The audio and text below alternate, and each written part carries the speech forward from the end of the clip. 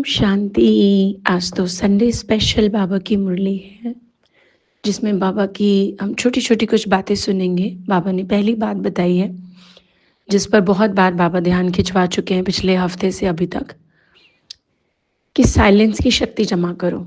और बाबा ने यहाँ तक कि कहा, ये बैंक है जो अभी ही खुला हुआ है। मतलब भगवान का एक बैंक है जो अभी खुला है, जिसमें आपको सिर्फ और सिर्फ साइलेंस की पावर को जमा करना है।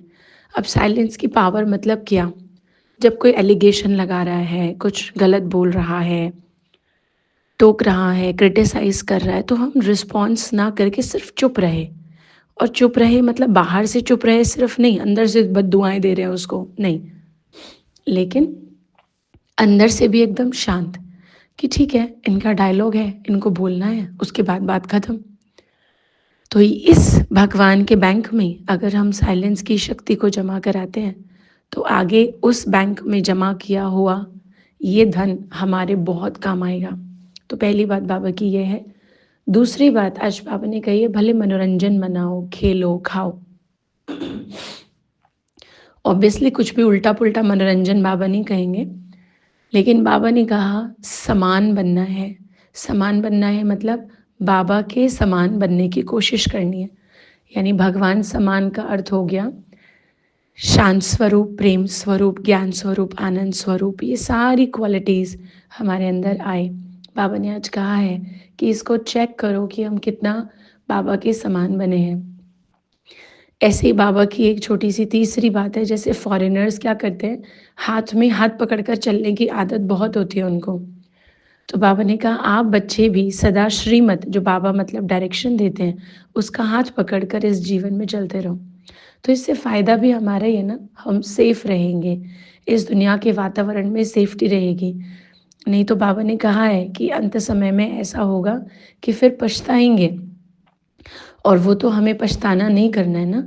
तो इसीलिए अपने आप को चेक करते रहना है, पक्का करते रहना है कि हम बाबा की डायरेक्शन के अनुसार चलते जा रहे हैं। और इसी में बाबा ने एक बात और बोली कि वेस्ट पर, यानी व्यर्थ संकल्पों पर इतना कंट्रोल हो जाए कि सपनों में भी वेस्ट कुछ नहीं आए, जो आए वो यूज़फुल आए। इसी को कहा जाता है, जिसने मन को जीत लिया उसने जगत को जीत लिया। एक आखिरी पॉइंट आज की मुरली में है, जब भी मैंपन आता है, मेरी ड्यूटी, मेरी रिस्पॉन्सिबिलिटी, मैं नहीं करूँगा तो कोई नहीं करेगा, मेरे को देखना पड़ता है, मेरा ही तो सारा एफर्ट लगता है, ये सब जब आता है, बाबा ने कहा इस मैंपन को भगवान में डाइवर्ट कर दो। यानी ऐसा सोचो, करावनहार वो है सिर्फ, अगर मैं नहीं तो उसके लिए तो कोई और सही, और कोई और नहीं तो कोई और सही हो जाएगा। लेकिन ये जो कॉन्शियस है, जिसके लिए बाबा ने कहा जो ये नशा चढ़ता है ना मैंपन का, ये नशा हमें नीचे गिराएगा। तो ये मैंपन यानी जिसको हम आई मी और माई सेल्फ बोलकर इस दुनिया की कॉन्शियस में इतना डूब जाते हैं कि हम भूल जाते हैं करावनहार वो है, उसने मुझे चूज़ किया है। तो मुझे कर्म करते हुए उसको बहुत याद रखना है, इस थॉट में नहीं जाना कि हाँ मेरे बिना कैसे होगा, या मेरे को ही तो देखना पड़ता है ना सब कुछ, या मैंने इतना किया और किसी ने कंसीडर नहीं किया, या मुझे लोग भूल गए, मैंने इतना किया कोई नया आया और मुझे भूल गए।